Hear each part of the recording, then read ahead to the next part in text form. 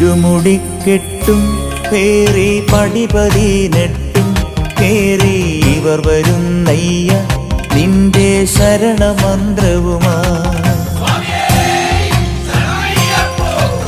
നട തുറന്നയ്യ ദർശന സുഹൃതമേകണമേ, നിന്റെ മിഴി തുറന്നയ്യ കനിവിൻ അമൃതു ചൊരിയണമേ. ഇരുമുടിക്കെട്ടും പേറി പടിപതിനെട്ടും കേറി ഇവർ വരുന്നയ്യ നിന്റെ ശരണമന്ത്രവുമാ.